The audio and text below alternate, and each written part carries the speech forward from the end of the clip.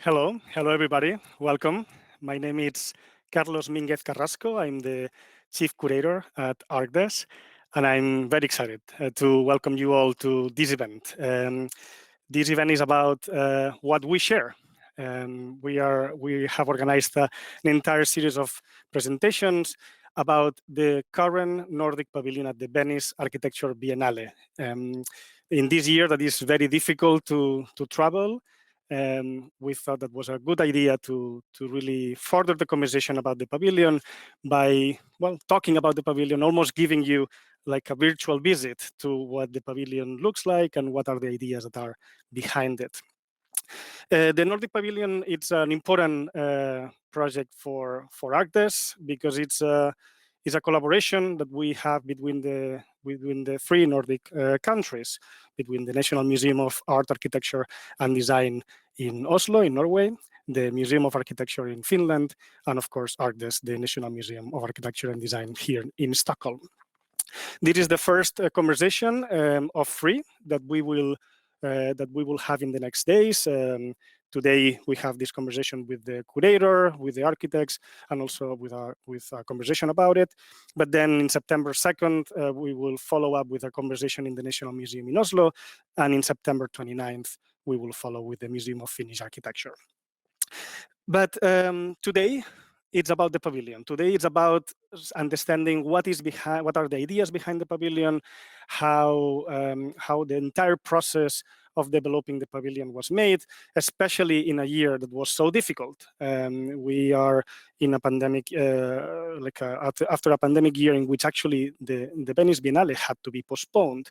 So it's been a very, very rough year, but a hard process of development, but also actually very important for the topic itself. One of the crucial components and crucial concepts of the Nordic Pavilion is co-housing and how co-housing can become a model for living today.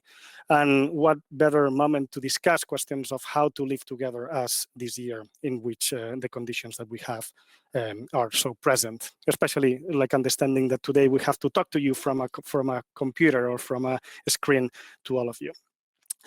The event is going to be organized from around two presentations and a response. First, we will have Martin Braathen, that is the senior curator at the National Museum in Oslo, but also, of course, curator of the Nordic Pavilion.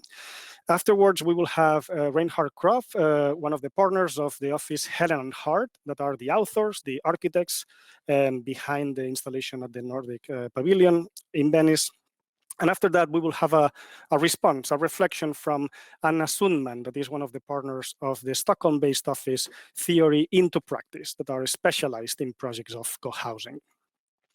So, and after that, we will have a conversation in which I will be moderating. So I'm very looking forward to the presentations. I hope you enjoy it. And without much further ado, I'm going to introduce to Martin Braathen, please. Thank you, Carlos. And thanks for inviting us here. Fantastic to be here. I will introduce some of the curatorial and thematic concerns of this year's exhibition at the Nordic Pavilion. After me, Helen Hard will go into the architecture of the pavilion. As Carlos explained, the responsibility of the pavilion is shared between Sweden, Finland, and Norway. The actual practical organization alternates for each biennale, and this year it's the National Museum in Oslo that has had the pleasure of producing and curating the pavilion. So we are making an exhibition in Venice at Giardini. We expect between 100,000 and 150,000 visitors this year, depending on the further virus situation. Right now, we have between 700 and 900 visitors at this pavilion every day. 50% of them are under 25 years old. Our pavilion is one out of 67 national pavilions. And this year, it's 114 architects from 46 countries taking part in the main exhibition. So within this very international context, with a young audience, our starting point was to present a relevant topic of the Nordic countries into this ongoing conversation with the main exhibition and other national pavilions, as well as to handle the specific pavilion architecture of Sverre Fehn. We set out to think of this less as an exhibition about something, and more to make a full-scale installation that could both convey a theme and be a piece of architecture in itself, to merge form and content into an architectural proposal. The theme of this Biennale, by its main curator Hashim Sarkis, was launched the summer of 2019. How will we live together? About how architecture can create infrastructure for people living together. Within this, we found that the topic of co-housing would be a perfect and very literal case to present. Not only because co-housing has a very specific relevance and history in the Nordic countries, but also as a quite interesting spatial and programmatic insertion into the pavilion. The Nordic Pavilion is designed by one of Nordic architecture's great authors, Sverre Fehn, with a poetic aesthetic connected to carefully designed sacred spaces and exclusive tailor-made villas in natural surroundings. Is that architecture possible to rethink, to recontextualize as a frame for a collective architecture? That was one of the challenges that architects Helen Hard set out to work with. And they originally had to work very fast. Everything is normally happening very quickly with the Biennale. Helen Hard were appointed around 8 months before the biennial was supposed to open. As you know, it was postponed later several times, but that's something to talk about later. Helen Hard were, should say, the perfect candidates as main exhibitors for a few reasons this year. They have since the mid-1990s been pushing architecture and architectural discourse in Norway and abroad into new places. They were early proponents of material and spatial reuse and transformation. They studied architecture as part of ongoing material processes, such as in the Geopark in Stavanger, where they looked at architecture within the oil industry. They have for several years explored and pushed the boundaries for wood architecture. And lately they developed a new and very interesting co-housing project, Vindmøllebakken in Stavanger, and spent the last years looking at several new models for co-housing. In addition to that, they are experienced exhibitors who we thought could merge the thematic, conceptual, and spatial thinking needed for working in the pavilion. While we decided to work with only one architect, we instead aimed to bring in several other voices through residents and through an artistic commission, and I will say a bit about that later. In Venice, the Nordic Pavilion is right now turned into the common room of a new co-housing community. I will say something about co-housing as a topic. Today in the Nordic countries, the market offers little variation in housing forms. We keep on building much of the same, our footprint is too large, we live scattered, and we have a high rate of one-person households, around 40%. Loneliness is a social challenge. There is a need to develop more environmentally and socially sustainable housing forms. And something seems to be happening now. Forms of collective housing has been an important but perhaps less glamorous part of the Nordic architectural history, which now reappears with a new relevance and perhaps a new confidence. In everyday speech, the term bofellesskap in Norwegian and Danish, bogemenskap in Swedish, co-housing in English is used quite broadly to describe a wide range of different housing and care home models. In architecture, on the other hand, these terms has taken on a quite precise definition. What is referred to as the Nordic co-housing concept can be dated to around 1970. In 1968, the Danish architect Jan Gudman Høyer published the article with a quite poetic and very literal title, "The Missing Link Between Utopia and the Outdated Single Family House." Nailing the kind of pragmatic and social democratic ambition of the soon-to-come co-housing movement, he described a new form of housing placed between the conventional detached house, the most common form of housing in the Nordic countries, and the utopian communal societies where people gathered around a political or religious ideal. The term bofellesskap became established throughout the 70s to define a voluntary association of fully equipped housing units that sacrifices a certain percentage private square meters to common areas and common functions, such as kitchens, workshops, guest rooms, and so on. And it's not only about space, it's also about social rituals. Co-housing is linked to sharing social life, meals, and hobby activities, and more. And in Gudman Høyer's text from 1968, I find it quite interesting that he wrote about how he envisioned in the future that social community would be a crucial part of our housing forms. Because he imagined that because of new communication technology, people want to travel less, they want to commute less, and they would therefore become more local and dependent on the social network where they lived. And I find this future vision quite interesting in light of the pandemic, of course. Co-housing communities were not the first collective form of housing in the Nordic countries. From the 19th century, for example, you had the phenomenon known as felleskjøkkenhus, communal kitchen houses, where residents paid for canteen dinners and sometimes childcare. The first felleskjøkkenhus in Norway, designed by Harald Hals in the 20s. In Sweden, you have the famous example of Alva Myrdal and Sven Markelius' Kollektivhus from 1935 here in Stockholm. An important distinction between these and the Nordic co-housing model from the 70s was that the felleskjøkkenhus was service-based. You paid for the communal services, while co-housing depended on work by the resident themselves. The new co-housing communities also differed from the many experimental political collectives and communes from the late 60s, where the goal was to break down the nuclear family and sexual morality and so on. The co-housing project was less radical and a very good fit for Nordic social democratic society. And the kind of spirit of the people here, where you could be both social and be private, be part of a collective, but still keep the nuclear family and so on within it.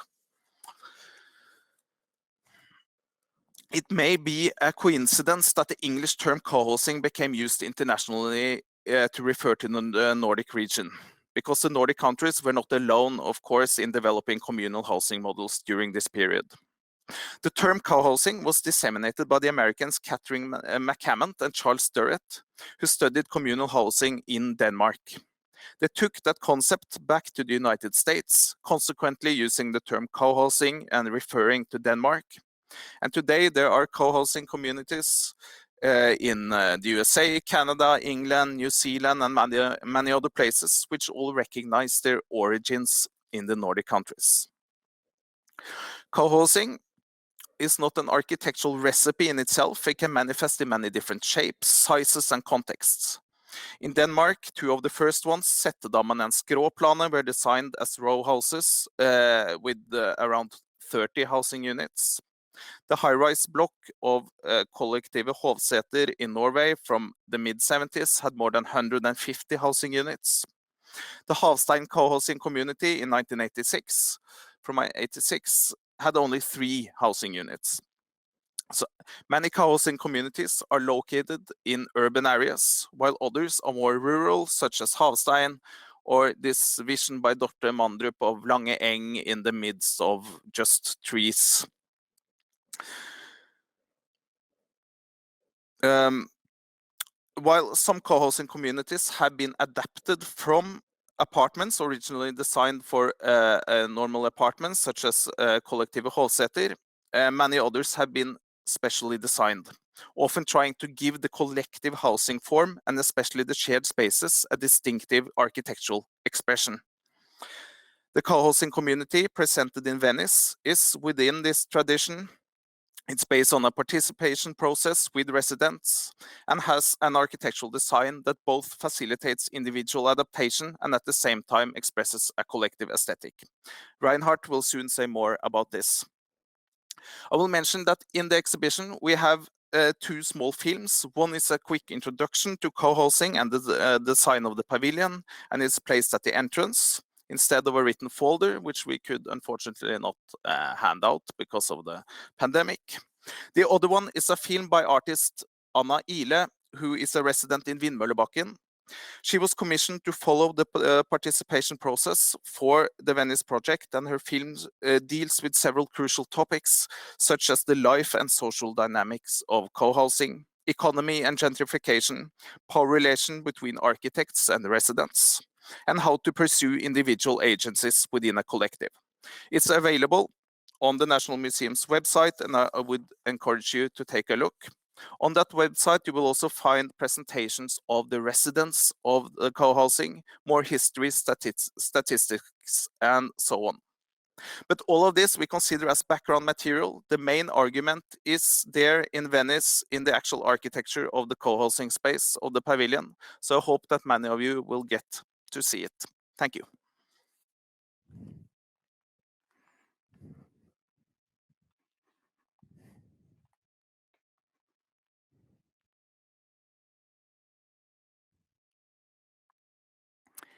Hello, and thank you very much for inviting me. Very interesting and kind. I want to start my presentation going a bit back in time. I remember when Martin called in summer 2019 and that we are maybe considered as exhibition architects for the Biennale. And we got really excited and bought a ticket and went directly to Venice and started the process with a ritual we call Walk the Land. It starts to make drawings and work directly with this beautiful space of Sverreveien. And before the theme, How Will We Live Together, was announced, we wanted already to work with installation that reflects the potential of co-housing in the Scandinavian context. So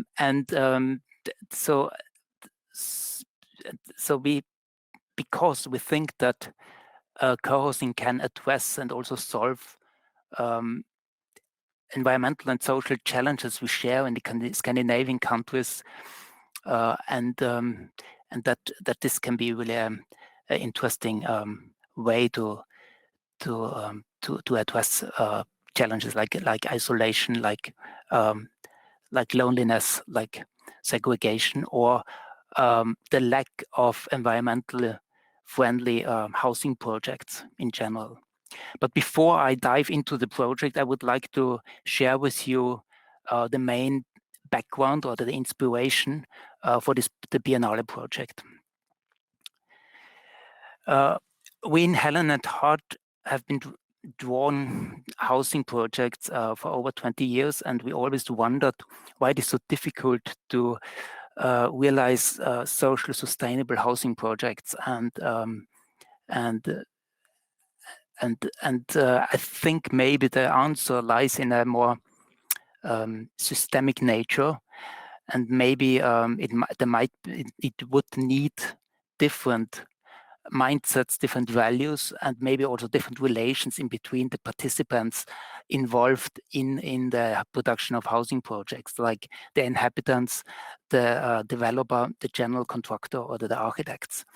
And that motivated us 10 years ago to work on a vision which is called Gaining by Sharing. And the main idea was to create economical, ecological, architectural, and social gain by sharing and by building a community. And I would like to now talk about some of the influences of which were important for the Venice Biennale. and the elements of this concept. The first gaining by sharing project was Vindmøllebakken at the site, at our own site. And so we were not only architects but also developers together with the Green developer Sissel Leire. And I think the Biennale project couldn't be possible without these experiences we made while working with and living in this project. So we will talk on the seminar on the 2nd September in Oslo more about it. And I just want to introduce some important points. We began the Vindmøllebakken project with carefully creating communities by organizing events and dinners and workshops where we worked how and what we wanted to share. And what was really important that this early participatory design processes made it possible to adjust the project according to the needs and the wishes of the inhabitants. And what was also very important for us in this project was to create a diversity of a diverse group inhabitants from different social, cultural, and age backgrounds. And because that was really important for to create interesting synergies and also a culture for sharing, interesting environment for sharing. So in the early phase, we designed the common spaces, like here the amphi and the collecting space, which is connected to the circulation system and the staircase in the building. And every apartment is fully equipped, but is smaller than what is offered normally in the market, and owns 13 square meters of the shared spaces. Like here, the heart of the building, the dining room, and the kitchen. So 23 self-organized groups that take care of the activities in the building and the shared spaces, like the kitchen group, the sewing group, the workshop group. We also learned in a way to negotiate and make decisions through consensus processes and really deal with different opinions and priorities. And we never had felt more community than during the epidemic. An environment, health, and safety group took care that we could organize dinners and have concerts and by keeping distance and keeping the safety rules. But it's not only social processes that reveal community, also the spatial organization is important. For example, that the apartments are organized around the main shared spaces like the dining room and the kitchen, that this becomes a social center. And what is a challenge is really that participation doesn't become an endless process. So that is why it's really crucial to have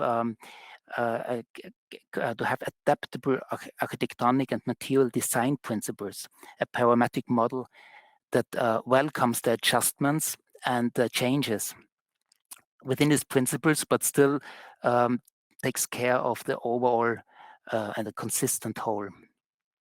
Here you see the different plan layouts of the co-housing projects we are working now on different places in Norway. On the right side is the Venice Biennale project.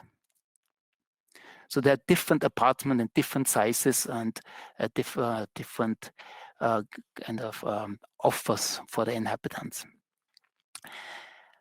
So in the Venice Biennale, we wanted to work with 8 inhabitants of Vindmøllebakken and create a new spatial and social concept for co-housing that built on our experience in Vindmøllebakken. On the left, you see Selma and her mother Bodil. You have Andesira and Thomas. Andesira is the leader of the Queen group. Then you have Janet and Samantha, Irene and Endre. Endre is very engaged in the workshop group. Asta making beautiful carpets. Shur is the leader of the kitchen group, likes to make food. And Tone is like maybe the social center of the whole co-housing group, engaged in the sewing and hobby group. And Anna and Espen, both artists, and Anna is created the film which is shown in the Biennale. And we challenged us in several workshops and conversations with the question, what is important in my own apartment and what can we imagine to share even more? If we would make a new housing project, what would we make different?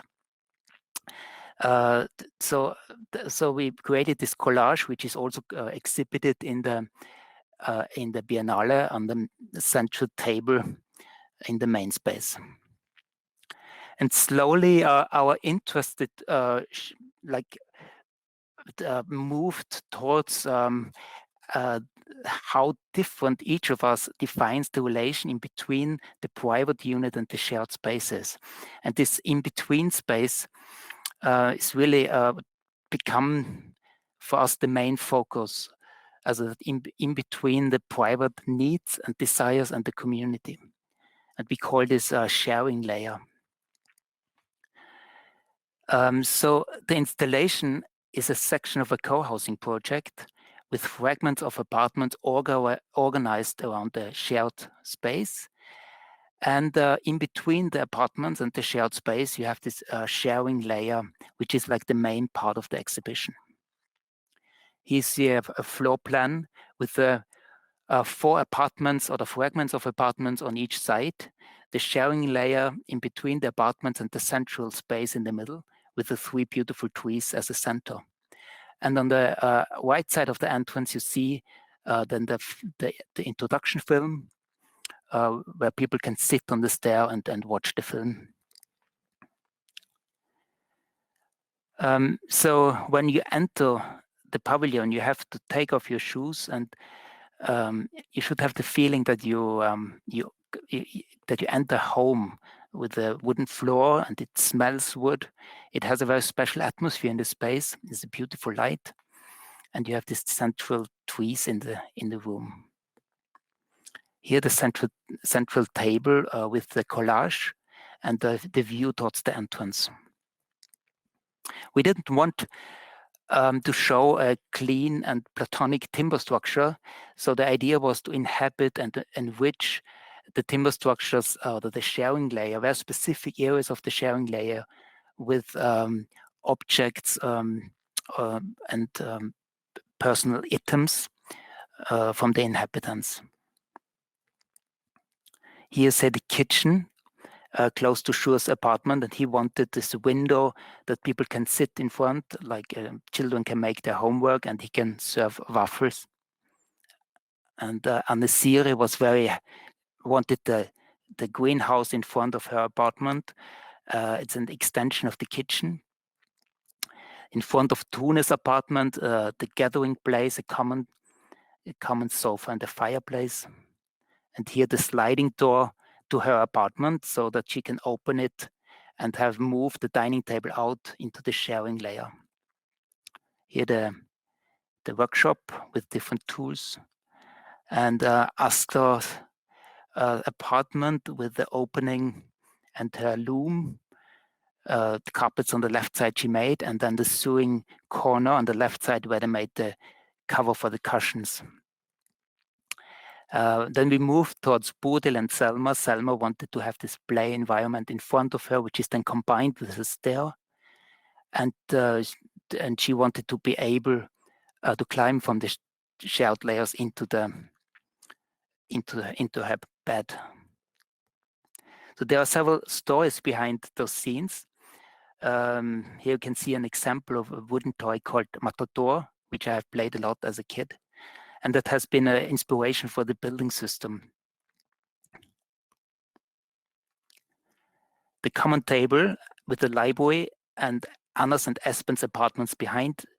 You see also a bit of the bed she, together with the inhabitant, built for her newborn child. That is also documented in her film. One really important learning was to understand the relation between the material and the non-material structures and how they can support each other. And we really struggled to find a structural integrity for the exhibition, and that also kind of reflected the philosophy of the exhibition, but also relates to the beautiful concrete structure of the pavilion. And finally, we concentrated us on the building system we wanted to use, and that and had a particular design process with the building system. This system is designed by a Swiss engineer, Hermann Blumer. We also were involved in the development of it the last years. It consists of very few elements. It's planks in spruce and towels and bridges in beech. And you can put this together to box beams, and then the box beams to larger elements. So you can use this system in the walls and in the ceiling.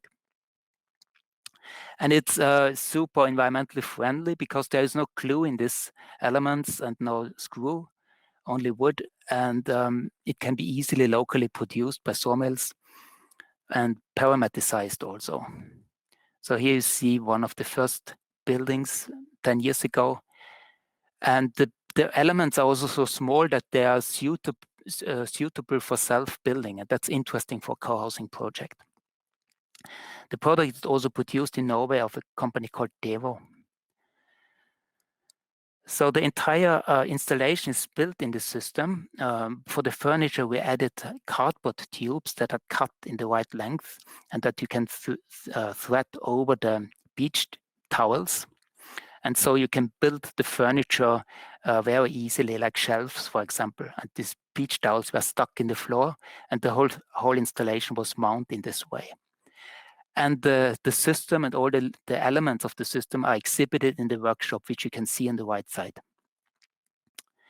Holz-Passauer from Austria produced the installation, and together with the Italian company Tossetto, they assembled it together. So they did a really amazing job, and it was a very complex assemble work, which you can see here.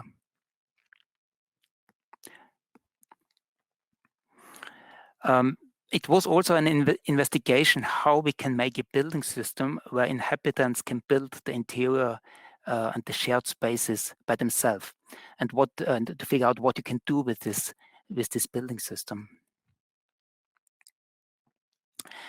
And it was very clear from us from the beginning that we wanted to build in wood as a contrast to this very characteristic concrete structure. And we wanted to create a full-scale affordance landscape that gives a direct and central experience. This typical horizontal shelf-like structure makes also a dialogue with beautiful whips in the roof of Sverafein. And the whole installation is organized around these central trees. We wanted also to keep the installation low and connected to the ground in order to keep this amazing, beautiful roof and the light undisturbed. Here we see now the installation from the outside, and on the right side the screen that shows the introduction film. On the central table, there's a model that illustrates also how the installation could be a part of an entire multi-story housing project. So we also had this dimension with us, and while we worked with the installation. And it was also important when we had the discussion, how should we reuse and recycle the installation after the Biennale? And we are working now on a housing project co-housing project in Stavanger, where we designed the common spaces so that the installation can fit. So that can be an interesting opportunity for the recycling of the installation. But what is most giving for us is to see how the visitors explore and interact with the installation. So we are looking very much forward to go to Venice now in September and observe that again. I would like also to use the opportunity to thank really the fantastic participants and the team the National Museum, especially Martin and Katrine, and all the inhabitants in Vindmøllebakken, and the team that was responsible for the production, and in Helen Hard. And you for your attention. Thank you.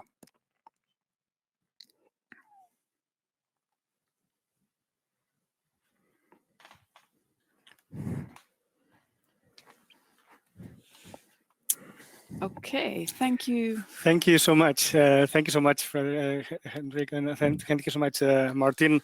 Fantastic details of how, like, some of the things that you see in the photos, of course, not being able to visit Venice yet, how suddenly they really like get some life. No, it's lots of meanings behind, like even like to the dimensions of some of the things. I thought that was fascinating. Thank you so much. We will have a little bit of time for talking about it.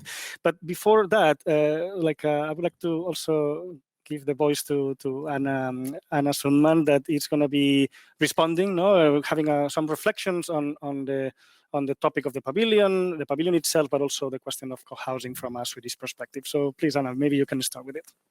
Yeah, well, first of all, just thank you for inviting us into this extraordinary work that you've put together, and just also inviting us into the process behind the architecture that we're seeing, and also how it can sort of be expanded to be used in future projects. I mean, I think that's a really beautiful way of also using this sort of prototype of pushing this thoughts on co-housing forward, and sort of using every opportunity that you have to also sort of expand on these ideas of what a future housing could be. I wanted to reflect on a couple of things from the perspective as also being a practicing architect here in Sweden, and working with also issues of co-housing. And one of the things that I think is important to bring up when we think about the sort of the comparison between co-housing and the ordinary private or single family housing. What is actually the difference? We're sharing certain aspects, but it's also a different frame or a different structure that we can think about. And I'd like to bring up the first slide of just as a very diagrammatic example of the different zones that we can address in architecture in co-housing. We get more zones where we can share things between multiple people. It can be shared but still intimate spaces, or it can be more of a sort of a variation of spaces going through. And in the ordinary sort of single family housing, we have a more sharp division between the private and the public. So basically what we're seeing in the co-housing is the possibility as an architect to work with these different variations. And I think you're bringing up a really interesting example here as well of the process of how you were doing that, and utilizing the participants in having this sort of shared experience from living in Vindmøllebakken, and then again reflecting on what would you like to share, and taking it sort of to this next level. And I think in this prototype or the pavilion that you're showing here is also a beautiful piece of how that journey as an architectural practice can be sort of shaped, and how we should take every opportunity to push this sort of built form, to also push the overall sort of platform of future housing and what that could be.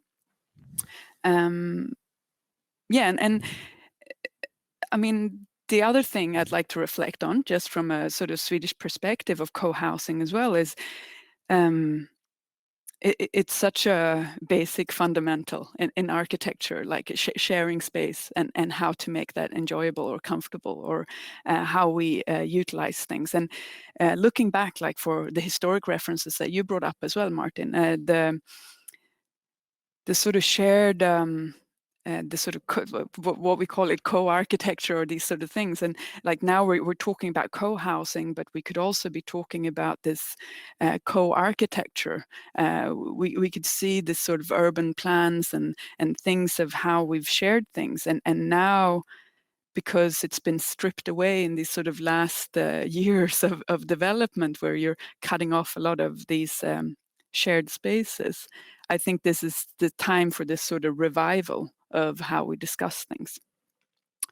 The second image I'd like to just briefly discuss as well as a diagrammatic idea of how we can talk about co-housing is also the sort of connection between the architecture, the built spaces, and the behaviors that it can produce, and also the change of values. So I think also in your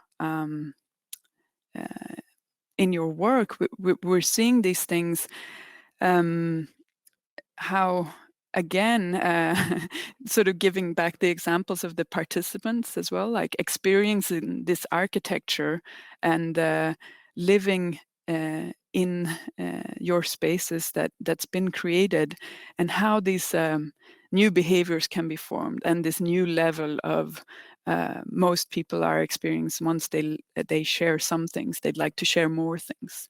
They experience the benefits of sharing, and as you mentioned, the gaining, and the hurdles we would first imagine don't seem as big. So sort of creating and using architecture and building these spaces to kind of be the pushing trajectory of like a change of thinking, a change of values, realizing we have a set of resources that needs to ultimately be shared.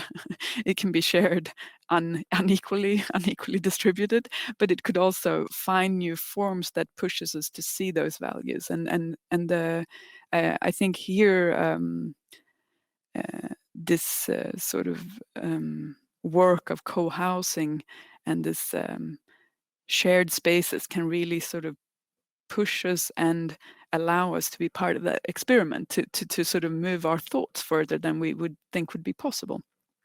So these are just the two sort of main reflections I would like to bring up from seeing the work, and just what the like also how it can be really a stepping stone to find this future housing, the expanding home, where we can include more, if we're willing to be sort of brave as you are, to break free of these boxes that is holding us in our like four-cornered walls. If we break them free a bit, the gains that we will get through this work, basically. Right. I mean, it's a very beautiful reflection, right? Like a city is a sharing a space. Yes. No, it's like you have to deal with how to share the resources that a city involves. So I really like that reflection, relating like what we can discuss about a building, and how at the end of the day a city is also like part of that process of defining what are the elements that we need to share. It's not a decision. It's like we have to deal with how resources are developed. So I thought that was a super beautiful way of also entering into the project here. I would like to maybe start with with the process of how the pavilion ended up being. No, it was really incredible to see all these different steps and all these like phases almost of the ideas, no, from some of the projects that you were already developing in your practice, how that ended up in a commission, no, from the National Museum, and suddenly there is a kind of an intention to translate those learning processes, or maybe a spatial solutions, but with the difficulty that the processes and the projects that you were developing had involved many elements that were intangible: conversations, participation elements, processes of discussion with the different people that are living in those projects. So and maybe this is a question for both of you, is like, how was the process of like translating that? No, like the moment of kind of almost like relocation of all these ideas, but also spaces and spatial solutions, but also all these processes that are happening. And how was that? What were the challenges? Where did you decided, okay, this is going to be a full one-to-one installation? That's going to be a good decision, right? Like connecting to what also Anna was saying about the importance of prototyping as a way of opening imagination for the audience. So maybe you can talk a little bit about this.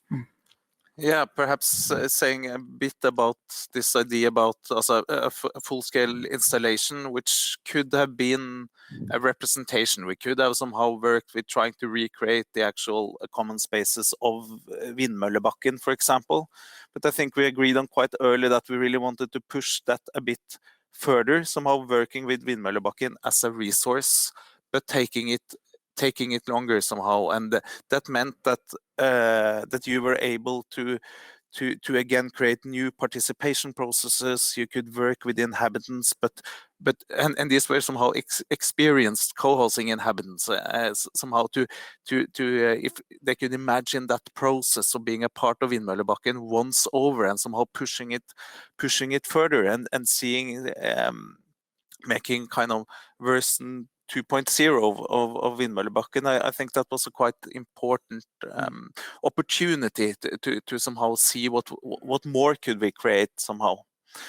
And it was also interesting to really study, like you asked about how do we present the process, or how the process was like shown in the exhibition, and somehow for us that is really process and architecture is often like two sides of the same coin in a way. So it's very interesting the question is really how you can make participation processes that also lead, or that have a generative potential for architecture, and vice versa. How can you make, or how can you create a material and structural environment that inspires the process in a way? So these are really very much connected, and we wanted in the exhibition that this is like implicit experienced in the installation. It's not something which is shown on a film, or right. Even though we have the film of Anna, but that's an art piece in itself. It's not like again a representation.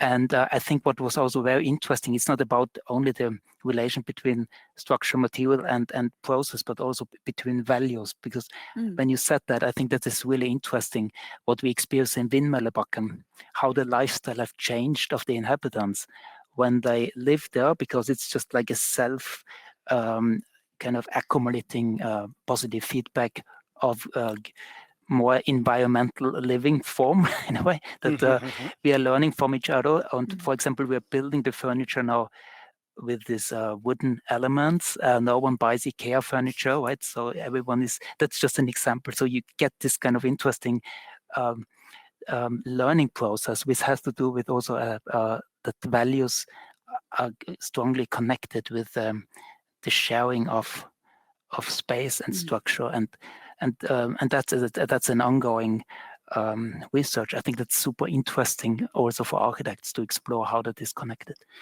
I mean, I think that was very clear. I think in the when you were talking about like the dimensions of the wooden pieces that you were using, that actually were connected to the capacity of those pieces to be used by the inhabitants of co-housing units, because they can build themselves specific things, but also how those pieces can be recycled because they can be they don't use glue. So I think that there is also a very, very interesting level of the project that maybe is a very invisible, at least in the way when you see the photographies and you see the pavilion from abroad. but that has a lot to do with that behavior, that change of behavior of how certain decisions from the architect has to do, not only with the aesthetic value that we can go for that, but also with the behavioral value, like the labor literally that is embedded in the installation per se. So I wonder if that is something that we can talk a little bit. It's like how the behaviors of co-housing served also for that process that you were also mentioning, like the collaborations, the participations that were embedded in the installation per se in Venice. I don't know if that's something that you have included in your practice in your office, or maybe that's something that you and I can also bring to the table, is like how those ideas about co-housing end up being part of the practice of the architect. I don't know. Yeah, I think what we really learned from the co-housing project is how you can invite other people into a project, and how that can lead to architecture, how that can make not only building an architectural concept, but also building a community, and that is connected.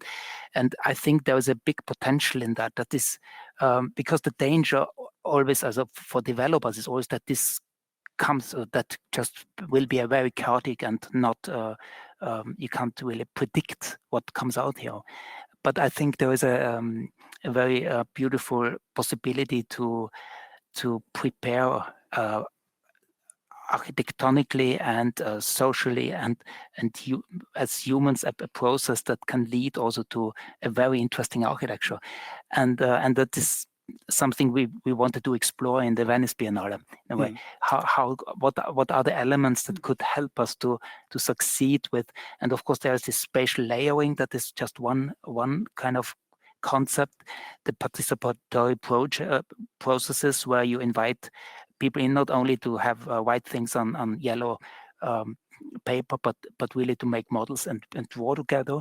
And then there is also the timber structure. People started to build. They liked this. It's like become a child again, and you build your own thing. So and all this there are things that can work better. And then the parametric design that kind of helps to keep a wholeness also in the project, that it doesn't end in a endless never-ending. Because many collaboration projects have had the problem that in the end the architect worked like incredible much, didn't get paid, and then it became like an idealistic project, a one-off project.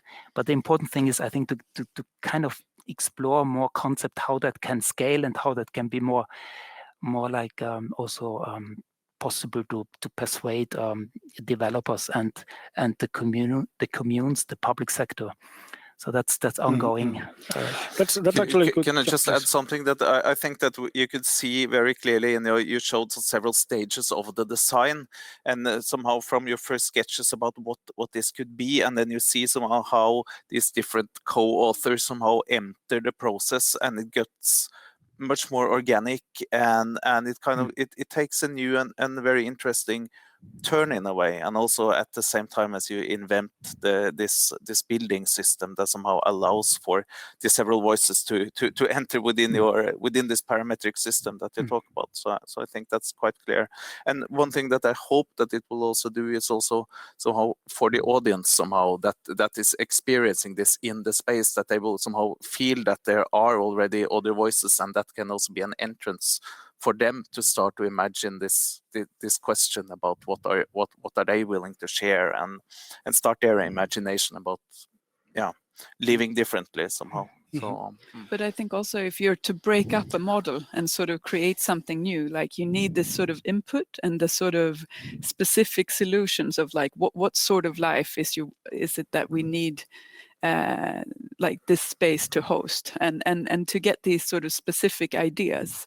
I mean, in our practice as well, we are using it as the sort of the fuel of the process, and to be very honest with what we for sure knows, because the participants are telling us this, and also as an architect, I think you need to relieve yourself a little bit from the known, a little bit what you've been you can place it together from your experience, but also if you're to find something new or explore these sort of new ideas, you need this input of working close to the user to be able to to push the ideas forward or to like further develop this. So I mean, I think this process is something we'll see more of in terms of exploring this for architects to work much more closer with the end user.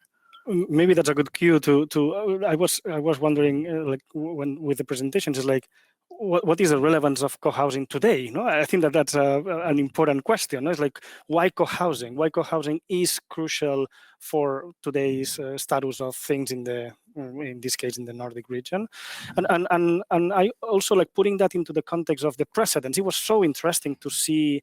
Like especially like all these different models that were appearing in the Nordic region for a while. I know that in Sweden also we had like many precedents in that sense. I would like maybe to talk a little bit about that. What is the relevance of co-housing today, and what has happened with that legacy, that learning process that was initiated at some point and have produced some precedents for today's practice, and what is the status of all these ideas, all these directions today? Maybe Anna, do you want to start with that? Yeah, I mean, I think we have a really rich and interesting history, and as Martin mentioned there as well, like starting in this sort of practical aspects as well, shared bigger kitchens to get meals and these sort of shared facilities, moving into. In Sweden, we had these called familjehotel, family hotels, where you're looking at more like a community structure, what's suitable to share in a larger group of people. And then, of course, the big bo I gemenskap, this collective that has sort of set the recipe for co-housing in Sweden, where you sort of move 10% away from your apartment into a shared space, and this is how that sort of model works out. And I think now we're seeing this sort of new sort of contemporary movement where you're drawing on these like parts of history that worked really well and new ideas, and then you're adding digitalization. You have all of a sudden you also have the a digital space where influences come in from sort of tech industry and combining with new forms of how to develop new co-housing alternatives. And I think this is really where I'd like to see architects also getting more to the forefront and showing this new type of really exciting architecture, because I think you probably also have the experience that like how much more fun isn't it to draw these amazing spaces that you have so many thoughts and ideas. It's filled with situations that you're wanting to live and inhabit these spaces. So to me, I see it as a very interesting time where I think a lot of new forms will come out and a lot of new prototypes. And I think the Nordic region would be really strong for sort of showcasing this. I don't know, like Martin, I don't know, what would be your point, for example, around that kind of relevance? Like I think that also. In some of our previous conversations, we mentioned something that I think that was interesting. That was how those precedents actually have been co-opted sometimes by other industry. Somehow the co-housing or the co-living has been appropriated by certain, like I don't know, like the tech industry as a way of, like selling new forms of, like working together in a different way that actually have jeopardized somehow like the ideals that were, or the values as you put it, that were initiated by those precedents. So also there is a challenge in there, like of how to really like operate as an architect in your cases, but also like somebody that is like dealing with what are the tendencies, the lines of thought that are happening today, and how that challenge is produced, that tension. I don't know, what are your thoughts about that? No, but I think that you can see now many new housing projects that are developing some kind of sharing elements, and some of them are somehow through digital channels. And I think some of it is quite interesting to look at. But I think what's also somehow dangerous is that some of them is losing this kind of really social ambition that was there in the beginning somehow, and that you see now with, for example, issues like loneliness, all the big generation of elderly people, the possibility of co-housing to make people somehow live together across generations, and yeah, in this slightly challenging but also quite, as I also claimed, quite social democratic and non-radical way. I think co-housing is a quite it's still an interesting and very relevant format, and I hope that social ambition is not being lost in this kind of new several new housing developments. Right. Yeah. Yeah. Please. Because I think we see also there are different models of co-housing that are not really. Yeah, it's a question how deep the social and sustainability ambition is really sticking. But I think what is the also incredible interesting potential is, and I see it more from a systemic perspective, that you have the different participants in the housing production that are working like a machinery, and that's why the housing production is so homogeneous in Scandinavia. There's so little variation, and it is because there are very few agencies that are kind of in charge for that, and they do it in a certain way. And I think what is possible really, and what is coming also through digital technology now, is that you can recruit people who want to live together, and they have a different, they are becoming shareholder. And you have also in Norway the model, as you have juridical and economical models that support this idea. That was from the 70s or 60s, even. So to get the people, the inhabitants, back in a position where the premises for housing, how they are designed and built, can be changed. And I think architects can play an important role. And it's not the one or the other. I mean, there are a lot of gradients between a commercial. I mean, like in Vindmøllebakken, this is in the commercial market, sold in the commercial market. It's not black and white. So I think to explore that the diversity of different models, how housing projects are also financed, how they are executed, and how they are managed. And that is kind of I think the learning, the hard learning we had in our office, that we have to kind of be more interested in order to change how the system is functioning. And I think that there was an interesting future for us as architects also to engage in that. Yeah. No, we have to start like finishing, but I will keep like Anna's comment about like how amazing, is to produce like a pavilion like this one that allows for opening like the imagination of how can you like live differently. And I think that that's those exercises, and in which like the architect's role is like putting to the table is like, well, we are here to think differently, and we can test it out. And using the pavilion for that is a success. So congratulations on that. And we're gonna have to go. Thank you so much for the presentations, for the conversation. That was a very, very powerful conversation. Thank you for that. For the audience, thank you for watching. You should, of course, like check more about like the Venice Biennale, the Nordic Pavilion. There is more information at the website. And also for the following up of this conversation, we are going to have the next event happening very soon in September 2nd. So check our Facebook page, also the National Museum Oslo page, and of course like the Museum of Finnish Architecture Facebook page as well. We are going to continue with the conversation. So thank you very much to everybody, and have a good evening.